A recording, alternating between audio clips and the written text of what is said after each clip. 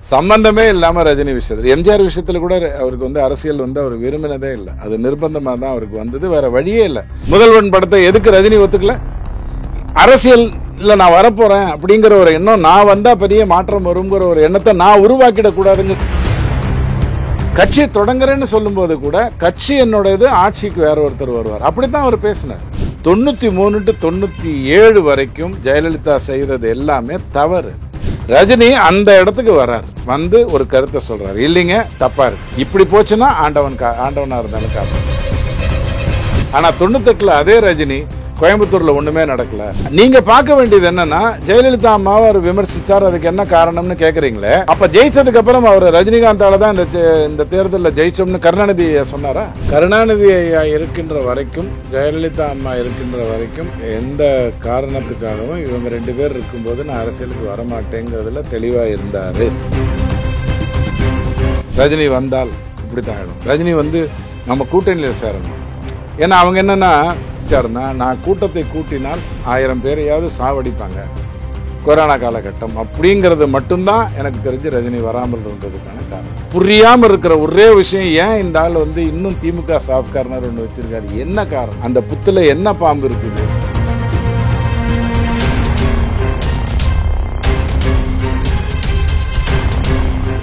ரஜினி அவர்கள் அரசியல் ரெண்டுமே பிரித்து பார்க்க முடியாத அளவுக்கு வந்து காலம் வந்து பல சூழ்நிலையை வந்து ஒன்றா இணைச்சிருக்குன்னே சொல்லலாம். எப்போ முதலாக ரஜினி அவர்கள் மேலே அந்த அரசியல் வெளிச்சம் அப்படின்னு வந்து பட ஆரம்பிச்சிச்சு? உங்களுக்கு எப்போ நிழல் உங்களுக்கு தோன்ற ஆரம்பிச்சதோ அந்த மாதிரி தான் ரஜினிக்கு அரசியலுங்கிறது. ஏன்னா நீங்கள் பிறக்கும் போது நிழலோட ஒன்றும் பிறக்கல, அடித்த வெயில் மறைச்ச இருட்டு உங்கள் நிழலை உங்களுக்கு காட்டுதுங்கிற மாதிரி சம்பந்தமே இல்லாமல் ரஜினி விஷயத்தில், எம்ஜிஆர் விஷயத்தில் கூட அவருக்கு வந்து அரசியல் வந்து அவர் விரும்பினதே இல்லை. அது நிர்பந்தமாக தான் அவருக்கு வந்தது, வேற வழியே இல்லை. எம்ஜிஆர் வந்து தனக்காக அரசியலுக்கு வரல, தன் மன்றத்தை காப்பாற்றுவதற்காக தான் அரசியலுக்கு வந்தார். எதிர்க்க இருக்கிறது தீய சக்தின்னு தெரிஞ்சு தான் வந்தார். பட் ரஜினி விஷயத்தில் அந்த அரசியல் செய்யணும்னு அவர் நினைத்ததே இல்லை. 3 இடத்துல மட்டும்தான் அரசியல் விஷயத்தை பேசினார். அதுக்கப்புறம் அந்த அரசியலுக்கு வராமல் இருந்தது அவருடைய தவறுன்னு நீங்கள் சுட்டி காட்டலாம். 3 விஷயத்தை சொல்லிட்டு நீங்கள் சுட்டி காட்டலாம். ஆனால் அதற்கு பிறகு அப்படி நடக்கல. 2004 வாஜ்பாய்க்கு ஓட்டு போடணும் அப்படின்னு சொல்கிறார்.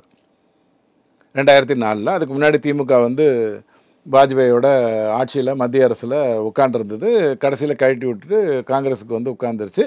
இங்கே வந்து வாஜ்பாய்க்கு ஓட்டு போடணும்னு சொல்கிறார். 2005 வீட்டில் பெரிய ரைடு நடக்குது. ரஜினி வீட்டில் பெரிய ரைடு நடந்து ரஜினி பணத்தை கொடுக்குறாரு, வட்டிக்கு கொடுக்குறாரு அப்படிங்கிற ஒரு விஷயத்தை வெளில கொண்டு வந்தாங்க.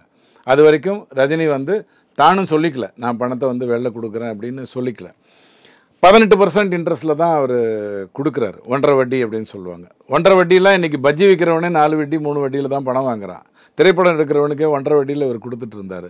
சந்திரமுகி படத்தில் பாட்டில் வரியாகவே வரும், மதுரை காப்பாற்று, இந்த கந்துவட்டியிலேருந்து காப்பாற்றுன்னு கொக்கு பரபர பாட்டில் ஒரு வரியே வரும். அந்த அளவுக்கு வெறுத்து காப்பாற்றணுங்கிறதுக்காக இந்த லெண்டிங் வேலையை பண்ணார்.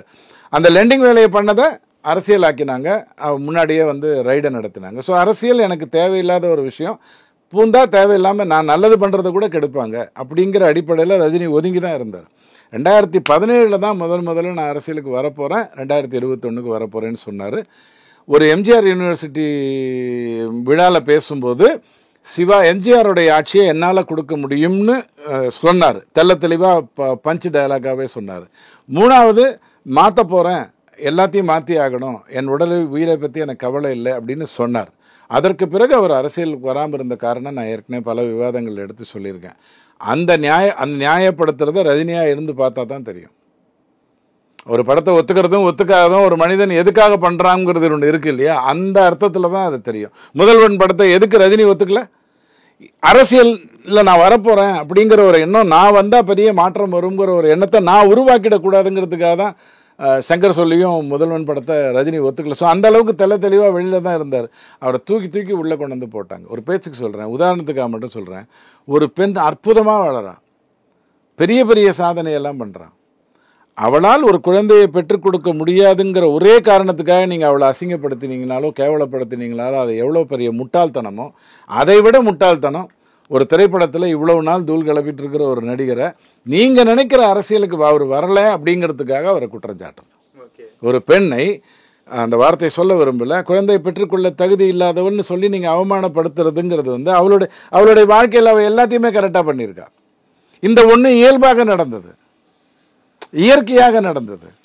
அந்த மாதிரி நீங்கள் விமர்சனம் பண்ணுவீங்க. ரஜினி அரசியலுக்கு வரலன்னு சொன்னால் அவங்கள பார்த்து பரிதாபப்படுறத தவிர எனக்கு வேறு வழி இல்லை. ரஜினி உண்மையிலே ஒரு ஃபென்டாஸ்டிக் எக்ஸாம்பிள். 6 கோணங்களில் ரஜினியை பற்றி புத்தகம் எழுதலாம், சான்றுகளோடு எழுதலாம். பாபா படத்தில் ஒரு 4 நிமிட சீன் வரும். முதல்வர்னா என்ன நினச்சிட்டு இருக்க? என்ன விளையாட்டு வேலைன்னு நினச்சிருக்கியா? நீ முதல்வர் ஆகிடலாம், நான் முதல்வர் ஆகிடலாம்னு நினைக்கிற விஷயமா? அது எவ்வளோ பெரிய விஷயம் தெரியுமான்னு அவர் தெளிவாக சொன்னார். he was distancing. கட்சி தொடங்குறேன்னு சொல்லும்போது கூட கட்சி என்னோடது, ஆட்சிக்கு வேற ஒருத்தர் வருவார், அப்படித்தான் அவர் பேசினார். அதனால தான் ஆண்டவன் ரஜினிகாந்த் அரசியலுக்கு வரலைன்னாலும் ஒரு அண்ணாமலையை கொண்டு வந்து கொடுத்துருக்கான், ஒரு விஜயை உங்ககிட்ட கொண்டு வந்து வைக்கிறான், ஒரு மாரிதாஸையோ ஒரு ரங்கராஜ் பாண்டேவையோ உங்கள் முன்னாடி கொண்டு வரான். நாட்டுக்கு நல்லது செய்யணும்னு நினைக்கிற பல பேருக்கு பின்னாடி ரஜினிகாந்த் இருக்காருங்கிறது அவங்களுக்கு தெரியும். அவருக்கு அரசியலுக்கு வந்து தான் எதையும் செய்யணுங்கிற ஒரு அவசியம் இல்லாமல் எல்லா வேலையும் ஒழுங்காக நடக்குது.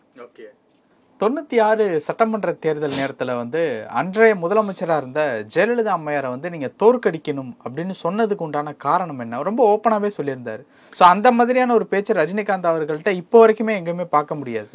ஜெயலலிதாங்கிறவங்கள நீங்கள் ஃபஸ்ட்டு புரிஞ்சுக்கோங்க. தன்னுடைய வாழ்க்கையில் தான் விரும்பாத பல விஷயங்களை செய்து, ஆனால் அதில் சாதனை பண்ணி, தனக்குன்னு ஒரு ஐசோலேட்டர்னு சொல்லுவாங்க, ஒரு தனியாக இருந்து அந்த தனிமையை ரசிக்கக்கூடிய ஒரு கதாபாத்திரம். ஆனால் நீங்கள் கொண்டு போய் அவங்கள சினிமாவில் உட்கார வைக்கிறீங்க, நிர்பந்தம் அம்மா கொடுக்குறாங்க, அரசியலில் கொண்டு வந்து வைக்கிறீங்க, உங்கள் கூட இருக்கிறவங்க அதை பண்ணுறாங்க. 91, 92 வரைக்கும் ஜெயலலிதா மாதிரி ஒரு ஃபென்டாஸ்டிக் கேரக்டர் கிடையாது. அந்த ஆட்சியே தான் மோசமான ஆட்சின்னு சொல்லுவாங்க. 92 வரைக்கும். 93லேருந்து 96 வரைக்கும் அவங்க கண்ட்ரோலில் எதுவுமே இல்லை.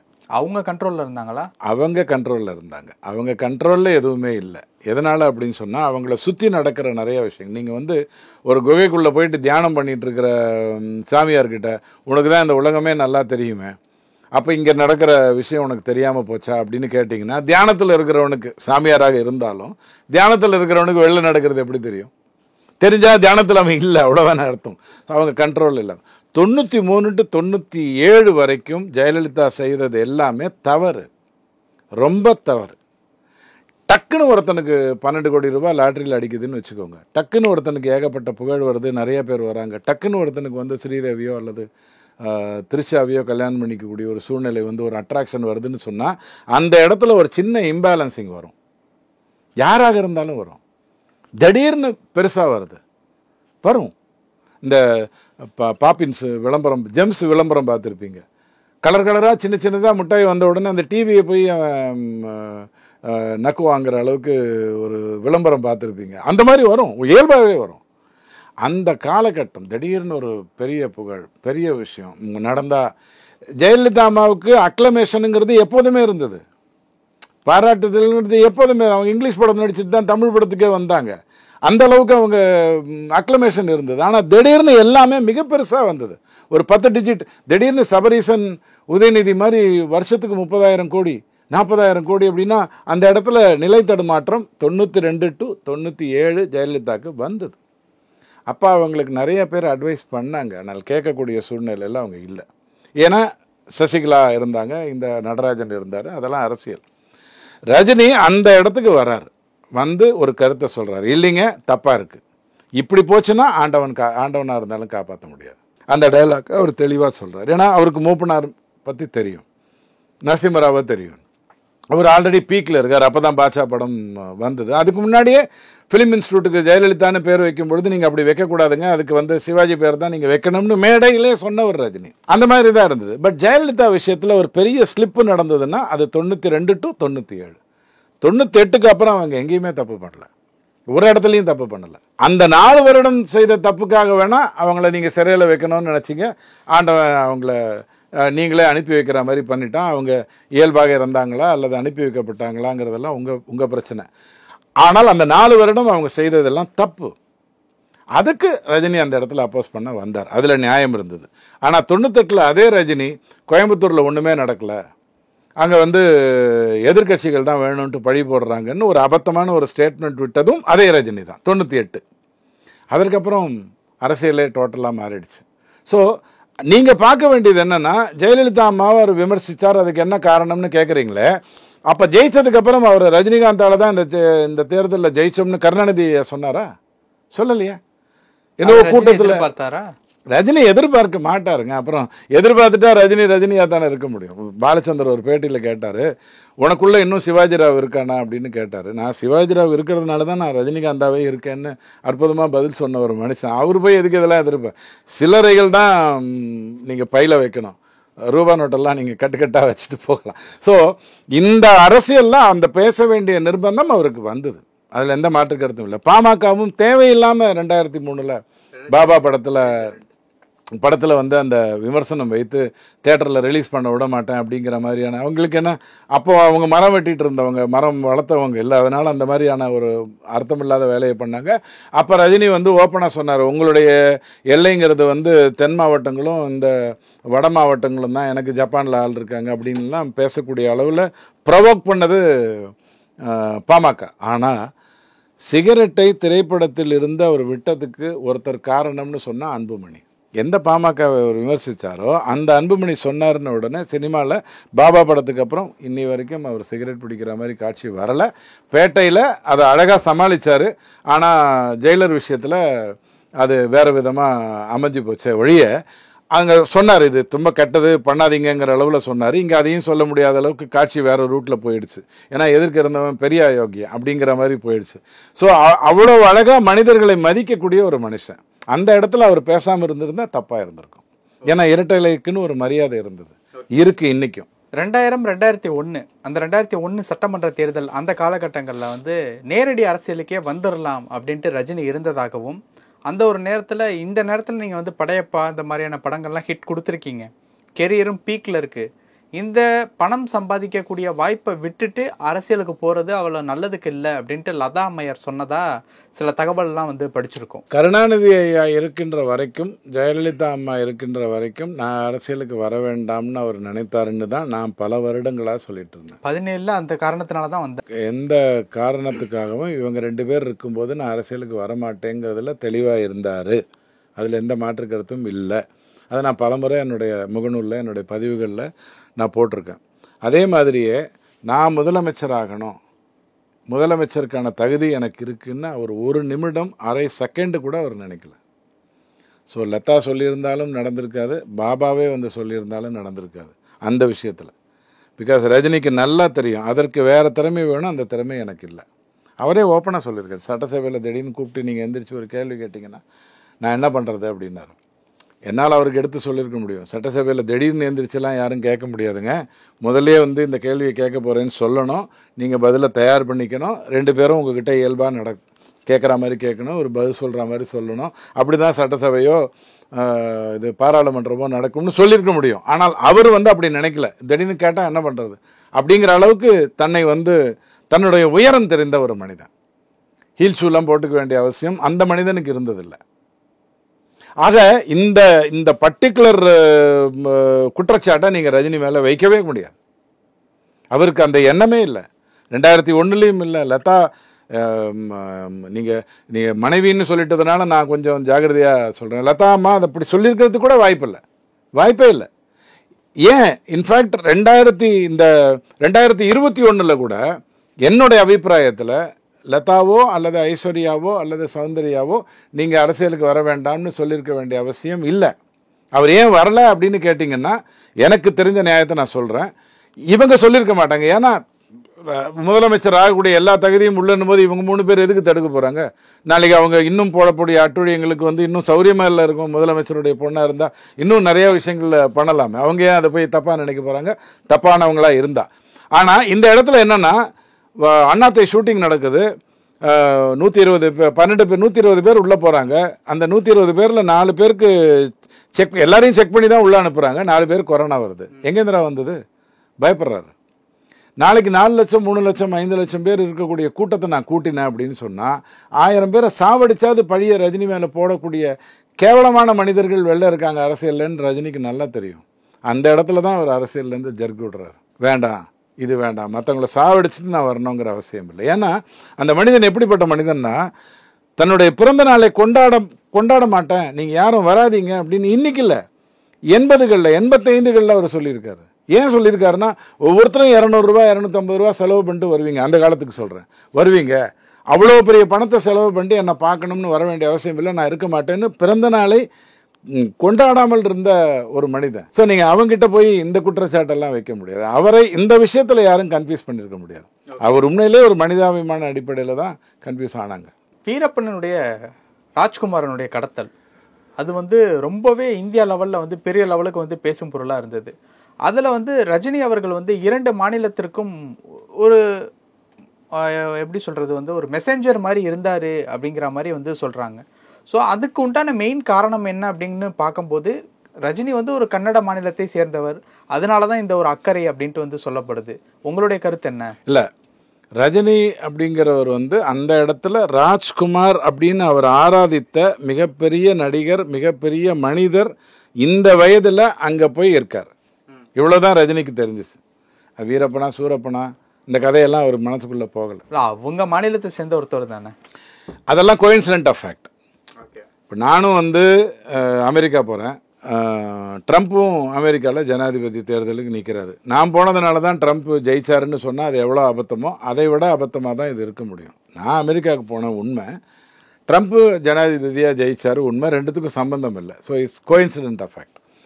ஆனால் ராஜ்குமார் என்கின்ற அந்த மனிதனை இவர் வந்து பயங்கரமாக ஆராதிச்சார். எதனால் ஆராதிச்சார்? கன்னடாவில் தான் இருந்தார், அவங்களுடைய படங்களெல்லாம் பார்த்துருக்காரு, அவருக்கு இருக்கக்கூடிய அபிமானத்தை பார்த்துருக்காரு. அதற்கு பிறகு அவர் ஒரு நல்ல மனிதனாக பார்த்துருக்காரு, ஆன்மீக சிந்தனை உள்ள, யோகா உள்ள எல்லாத்தையும் பார்த்துருக்காரு. அந்த மனிதனை நீங்கள் அந்த வயசில் ஒரு மனம் பாதிக்கப்பட்ட ஒருத்தன் வந்து கடத்திட்டு போவான் அப்படின்னு சொன்னால் பூந்தடிப்பேன். இதுதான் ரஜினிகாந்த். இல்லைன்னா நக்கீரன் கோபால அற்புதமான சமூக சேவராச்சு, அவரே அமிச்சு முடிச்சு விட்டு போயிருக்கலாமே. கருணாநிதி ஐயாவே போயிருப்பாரு. 4 ஓட்டு வரும்னு தெரிஞ்சிருந்தா நானே காட்டுக்குள் போகிறேன், ராஜ்குமாரை கூட்டிக் கொண்டு வருகிறேன் அப்படின்னு போயிருந்திருப்பாரு. இவங்களாம் அரசியல்வாதிகள், பேருக்காக போறவங்க. அவர் அப்படி கிடையாது. ஐயோ, ஒவ்வொரு நாளும் துடிச்சிருப்பார் ரஜினி. அந்த மனுஷன் அங்கே இருக்கான், கஷ்டப்படுவான், அவனுக்கு சரியான சாப்பாடு கிடைச்சிருக்காது, அவர் யோகா பண்ண இந்த வயசில் அவர் கொண்டு போய் அங்கே அந்த எண்ணம் தான் ரஜினிக்கு இருந்திருக்குமே தவிர, அந்த புறா கண்ணை பார்க்கறதுன்னு ஒன்று இருக்குது. ஆலமரத்தையோ புறாவையோ இலைகளையோ கிளைகளையோ பார்க்கக்கூடிய முட்டாள்தனங்களை பண்ணாமல் அந்த கண்ணை மட்டும் பார்க்குற மாதிரி ராஜ்குமார் என்கின்ற அந்த மனிதன் இந்த இடத்துல இப்படி இருக்கக்கூடாது. இவ்வளவுதான், வேற எதுவுமே அந்த மனிதன் கிட்ட இருந்திருக்காரு. அவர் நினைச்சிருந்தா அமெரிக்க ஜனாதிபதியை கூட அனுப்பியிருக்கலாம். ரஜினி நினைத்திருந்தா நான் போகக்கூடாதுங்க, இதெல்லாம் நம்ம வேலை இல்லைங்க, ஆனால் ராஜ்குமார் காப்பாற்றப்படணுங்க அப்படின்னா யாரை வேண்டுமானாலும் அவர் அனுப்பியிருக்கலாம். சிங்கப்பூர் பிரதமரை அனுப்பியிருக்கலாம், ஜப்பான் பிரதமரை அனுப்பியிருக்கலாம். ரஜினியோடைய அக்ளமேஷனுங்கிறது வந்து சாதாரணமான ஒரு விஷயம் இல்லை, யாரை வேண்டுமானாலும் அனுப்பியிருக்கலாம். ஆனால் இந்த இடத்துல அந்த அபிமானம் தான், அதில் கர்நாடகா அதெல்லாம் கிடையவே கிடையாது. சரி, இது எல்லாமே ஒரு பக்கமாக இருந்தாலும் 2017 டிசம்பர் 31 நான் அரசியலுக்கு வர்றேன் அப்படிங்கிறத ரொம்ப ஓப்பனாகவே சொல்லியிருந்தார். டிசம்பர் 30, 2020 அன்னைக்கு வந்து அரசியலுக்கு வரல அப்படிங்கிறது வந்து விஷயத்த வந்து ஓப்பனாகவே சொல்லிட்டார். ரெண்டுமே அறிக்கை மூலம், ஒன்று அறிக்கை, இன்னொன்று 3 வருடம். 3 வருடம் என்ன நடந்திருக்கு? எதனால அத்தனை வருஷம் உஷாரா இருந்த ஒரு மனிதர் தான் அரசியலுக்கு வர்றேன் அப்படின்ட்டு ஓப்பன் டாக் கொடுத்ததுக்கு அத்தனை வருடமும் அவர் உங்ககிட்ட கூடவே ஒன்று சொல்லிட்டு இருந்தார், ஆண்டவன் சொன்னா வருவேன், அவங்க கையில தான் இருக்கு சொன்னாரா இல்லையா? அப்ப யார் சொல்லி வராம போனார்? அங்க ஆண்டவன் தான், அதாவது ரூலர். இந்த ஆண்டவன் வேற, ஆட்சியில் இருக்கிறவன் யாருன்றதை உங்களுக்கு சொல்லிடுவோம். கிருஷ்ணரையும் அர்ஜுனரையும் குழப்புறாங்க. இங்க நிறைய திமுக அனுதாபிகள்லாம் பிஜேபியில் இருக்காங்க. அனுதாபிகள் நான் நியாயமான வார்த்தையை பயன்படுத்துகிறேன், பட் அதுக்கு வேறு அர்த்தங்களை நீங்கள் எடுத்துக்கோங்க. அல்லக்கைகள் இருக்காங்கன்னு கூட நீங்கள் சொல்லிட்டு போங்க.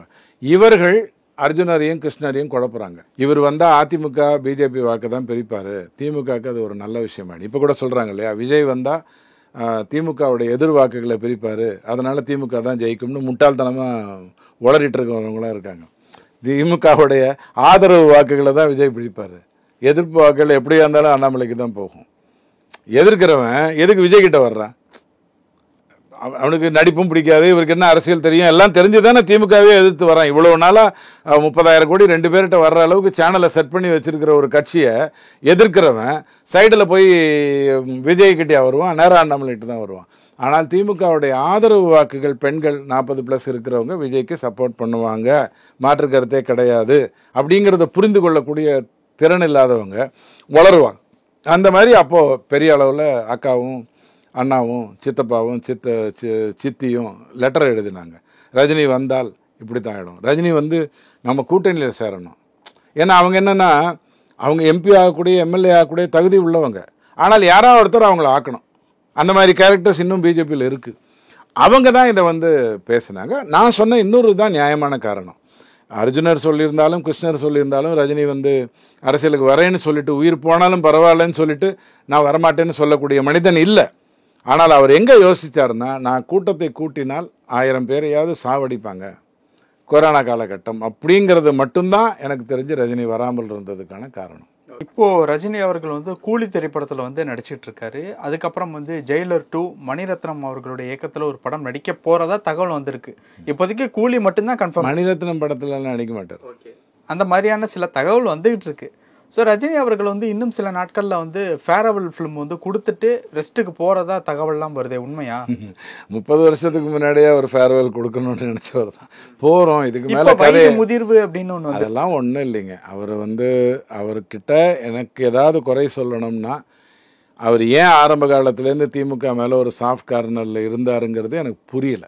இப்போ வரைக்கும் நான் எத்தனை ஆங்கிளில் யோசித்தாலும் 360 டிகிரியில் என்னால் ரஜினி வந்து அந்த மனிதனை என்னால் வந்து சொல்ல முடியும். இதுக்கு இதுதான் உதாரணம். இந்த விவாதத்தில் நீங்கள் கவனிச்சிருப்பீங்க. உங்களுக்கு பதில் சொல்லும்போது அவர் சொன்ன கருத்துக்களை வைத்து உங்களுக்கு நான் பதில் சொல்கிற அளவுக்கு எனக்கு ரஜினியை நான் ரசித்தவன். நான் நேராக பார்த்தது ஒரே ஒரு முறை. அது கூட நான் இங்கே இருக்கேன், அவர் ஒரு கல்யாண மேடைக்கு போகிறாரு, விசு சாருடைய 2வது பொண்ணு கல்யாணத்தும் போது, அப்படிங்கிறத தவிர நான் அந்த மனிதனை பார்த்ததில்ல, பக்கத்தில் இருந்து அப்படிலாம் நினச்சதில்ல. அந்த மாதிரி ரசிகன் இல்லை நான். ஆனால் ஆரவாரிச்சவன். இவ்வளவு தூரத்துக்கு அவரை ரசித்தவனுக்கு புரியாமல் இருக்கிற ஒரே விஷயம், ஏன் இந்த ஆள் வந்து இன்னும் திமுக சாஃப்ட் கார்னர் ஒன்று வச்சிருக்காரு, என்ன காரணம், அந்த புத்தில் என்ன பாம்பு இருக்குது, அது நல்ல பாம்புன்னு ஏன் நினைக்கிறாரு அப்படிங்கிறது எனக்கு தெரியல. அது ஒரு பக்கம் விட்டுருங்க. ஆனால் உங்களுடைய கேள்விக்கான பதில் அப்படின்னு சொன்னால், ஃபேரவல் ஃபிலிம் அப்படிங்கிறது அவர் 94லேயே பிளான் பண்ணார். 94லேயே அவர் பிரேக் எடுத்துக்கணும்னு நினச்சார். அது கூட நான் சம்பாதிச்சிட்டேன், அதனால் நான் வந்து ரிட்டையர் ஆகிறேன்னு அந்த மனுஷன் நினைக்கவே இல்லை. என்ன கதைங்க புதுசாக கொடுக்கறது, சுற்றி இதே தானே அப்படின்னு சொல்லிட்டு புதுசாக கதை கொடுக்கலன்னா நான் என்னுடைய ரசிகர்களுக்கு துரோகம் பண்ணுறேன், அதுக்காக கருத்து சொல்கிறேன், மண்ணாங்கட்டி சொல்கிறேங்கிற கதையெல்லாம் நான் வர முடியாது, என்டர்டெயின்மெண்ட் தான் என்னுடைய நோக்கம்னு சொல்லி 3 முறை தன்னுடைய வாழ்க்கையில் பிரேக் எடுத்து நினைச்சவர் தான் ரஜினி. ஆனால் ஆண்டவன் தான் அந்த பிரேக் எடுக்கிறத பற்றி முடிவு எடுக்கணும், இவர் எடுக்கிறது இல்லை. சொல்லப்போனால் அந்த அரசியலுக்கு வர்றேன்னு சொல்லும்போது கூட கையை தூக்கி மேலே காட்டினதுக்கு காரணம், உண்மையான கடவுள் பக்தன் வந்து நாளைக்கு என்ன நடக்குங்கிறது இவன் தீர்மானிக்க மாட்டான். ஏன்னா இவனுக்கு நல்லா தெரியும் நாளைக்கு என்ன நடக்குங்கிறது தீர்மானிக்கிறவன் ஆண்டவன் தான், நான் எங்கே பண்ண போகிறேன் அப்படிங்கிற ஒரு எண்ணம் அவனுக்கு தெளிவாக இருக்கும். ஸோ கடைசி வரைக்கும் அதை பிளான் பண்ணலை. ஒரு கட்டத்தில் சாமியார் ஆக போகிறேன், எனக்கு குடும்பம் வேண்டாம்னு முடிவு பண்ணாருன்னு கூட சொல்லி, கமலஹாசன் தான் குடும்பத்தை சேர்த்து வைக்கிறதுக்கு ஒரு ஆள் கிடைச்சாரு பாருங்க, கமலஹாசன் தான் வந்து சேர்த்து வச்சாருன்னு சொன்ன கதைகள் எல்லாமும் உண்டு. யோசிக்கிறவனுக்கு, நல்லது செய்யணும்னு நினைக்கிறவனுக்கு, வாட் நெக்ஸ்ட்னு திங்க் பண்ணுறவனுக்கு முடிவே இருக்காது, அழிவே இருக்குது. ஸோ ஃபேரவெல் வாய்ப்பே இல்லை. விமர்சித்து தான் ஆகணும்னு சொன்னால், தலைவன் வருகிறான்னு ஒரு படம் பாதியிலே நிற்கிது பாட்டெல்லாம் போட்டதுக்கப்புறம், சபாஷ் நாயுடுன்னு ஒரு படம் பாதியிலே நிற்கிது போஸ்டர்லாம் அடித்ததுக்கப்புறம், அதுதான் அவருடைய எதிராளி. இவரை பொறுத்த வரைக்கும் அடுத்த படம் வருதுன்னு சொன்னால் வருது, பண்ண போகிறேன்னு சொன்னால் பண்ண போகிறேன் அப்படிங்கிற அளவுக்கு தெளிவாக இருக்கக்கூடிய ஒரு மனிதன். ஃபேர்வெல்லுக்கான வாய்ப்புகள் இல்லை. எனக்கு தெரிந்து அவருக்கு ஒரு அற்புதமான பாக்கியம் நடக்கணும். அது 30 வருஷம் கழித்து நடந்தாலும் சந்தோஷம், 50 வருஷம் கழித்து நடந்தாலும் சந்தோஷம். நடித்து கொண்டிருக்கும் போது படத்தை முடிச்சுட்டு கடைசி டப்பிங்கை முடிச்சுட்டு அவர் இறந்துட்டாரு அப்படிங்கிற மாதிரியான ஒரு பாக்கியத்தை தான் ஆண்டவன் அவருக்கு கொடுக்கணுமே ஒழிய, அவர் ஃப்ளாப் ஆகிட்டாரு, வேஸ்ட் ஆகிட்டாரு, இனிமேல்ட்டு அவரை வைத்து படம் எடுக்க ஆளே இல்லை அப்படிங்கிற மாதிரி ஒரு சூழ்நிலை அவருக்கு வரவே வராது. நிறைய விஷயங்கள் சொன்னீங்க. நேரத்துக்கு ரொம்ப நன்றி.